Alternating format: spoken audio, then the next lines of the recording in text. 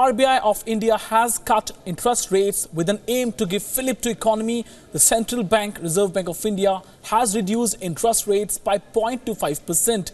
As the corporates will get access to cheap loans for investments, customers will also get reduced interest rates for their purchases. So Reserve Bank of India has finally bitten the bullet by reducing the benchmark interest rates. The interest rate reduction, first time since October last year, will make it cheaper for industries and customers to borrow more for expansion, creating jobs and boosting output. Reserve Bank of India has slashed the short-term lending rate or repo rate by 0.25% to 6% at its third bi-monthly policy review.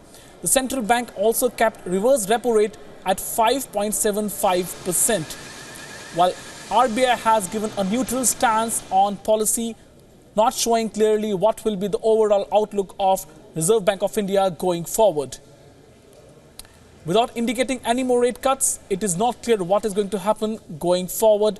So first time in 10 months, RBI rate cut is expected to make home loans and consumer loans cheaper as interest rates are likely to come down. The rate cut has brought good news for economy at a time when country's manufacturing sector growth has contracted last month after GST implementation. The implementation of Goods and Services Tax or GST kept manufacturers confused last month, resulting into low output. The rate cut will also boost India's economic growth that unexpectedly slowed earlier this year to its lowest in more than 2 years. Annual gross product GDP for the Jan-March period this year came in at 6.1% compared with the provisional 7% in the previous quarter. To talk more on this, we are joined by renowned economist Gurcharan Das. Good evening to you, Mr. Das. First of all, how do you rate this rate cut of RBI?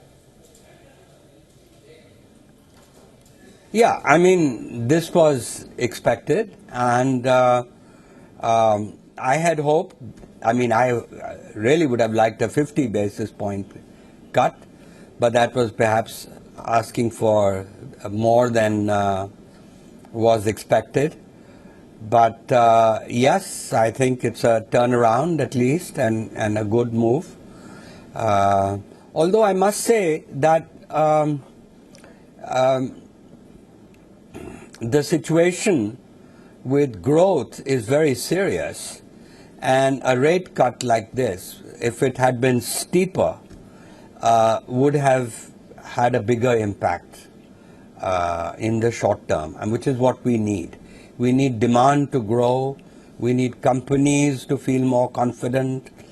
So it would have had a more beneficial effect, particularly when inflation is, 5-year low, 1.5% retail inflation. We haven't seen that for so long.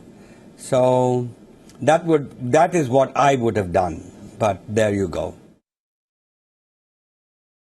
The thing is, I would like to ask you, how confident are you that banks will pass on this rate cut to customers this time? Earlier, they haven't done it. How confident that this time they will do it? Yeah, that's a good question. Yesterday, of course, RBI cut rates by 50 basis points to their customers. So they realize that they are being undercut by the NBFCs. And so they are, now because banks are not lending money, other sources are coming up for people to get money. And banks have got to get their act together. But another question to you, Mr. Das, again, I would like to ask you, RBI has also maintained the neutral policy stand in this policy, in this economic policy today. So what do you make out of this neutral stand? Well, it's caution, I would say.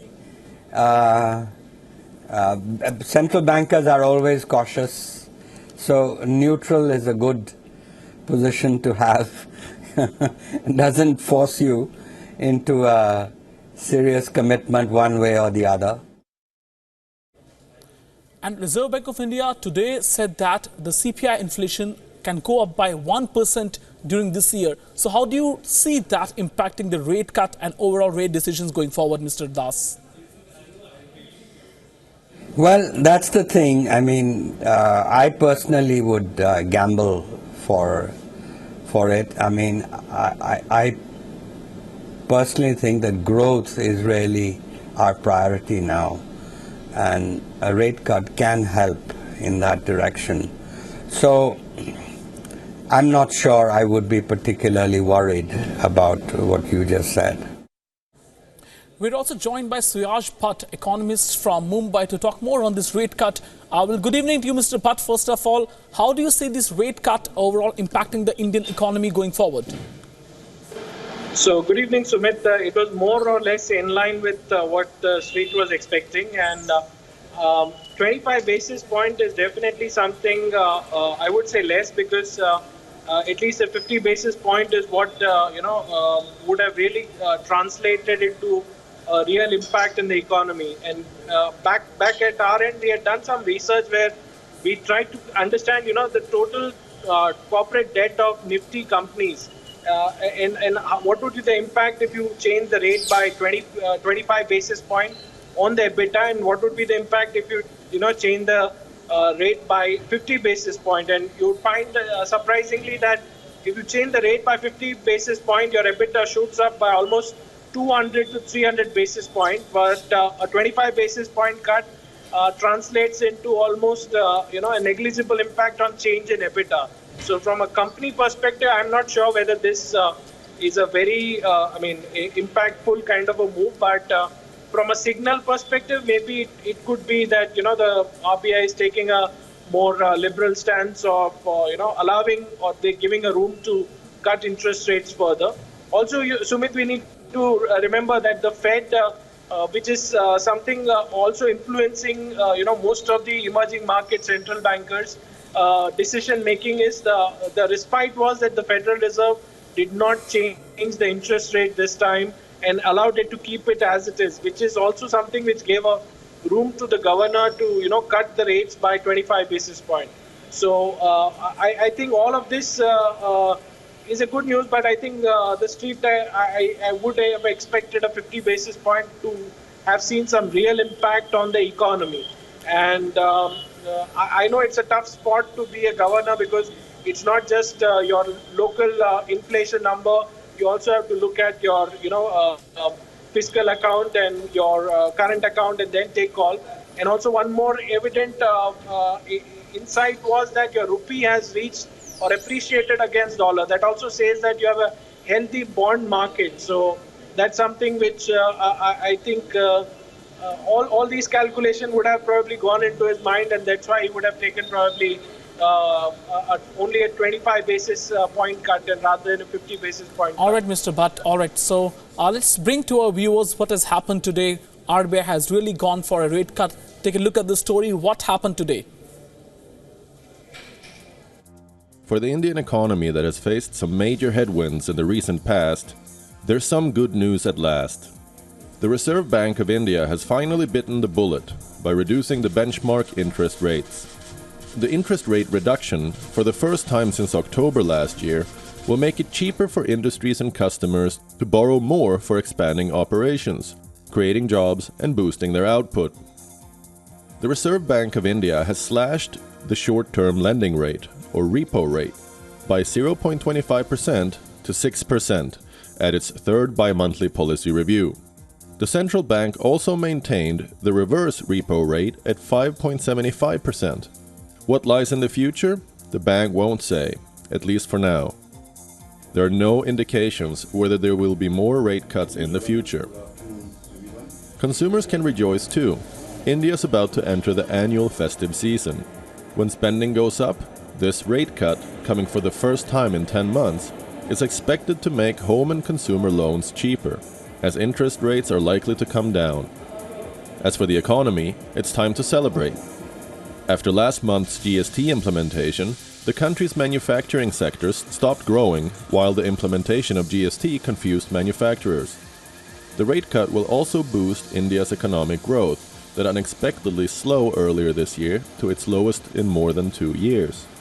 The annual gross domestic product, or GDP, growth for the January to March period this year came in at 6.1%, compared to a provisional 7% in the previous quarter. Bureau Report, WION. One last question to you, Mr. Bhatt, would be where does India stand when it comes to global markets, the global interest rate regime? Can you put some light on that?